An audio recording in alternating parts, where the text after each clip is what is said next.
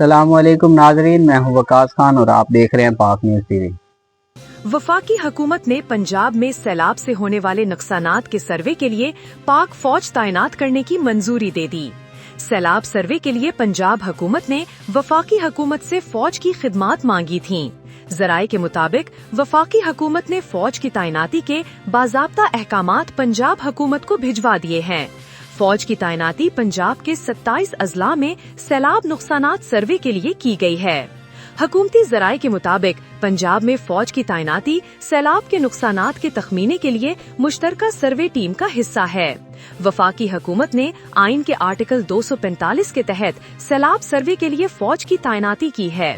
حالیہ سیلاب میں بڑی تعداد میں انسانی جانوں اور املاک کو شدید نقصان ہوا۔ ایک جامع سروے ناگزیر قرار دیا گیا ہے۔ سروے میں جان و مال، فصلوں، مویشیوں، انفراسٹرکچر کو پہنچنے والے نقصانات کا تعین کیا جائے گا۔ اب تک کے لیے اتنا ہی۔ مزید خبروں اور اپڈیٹس کے لیے دیکھتے رہیں پاک نیوز ٹی وی۔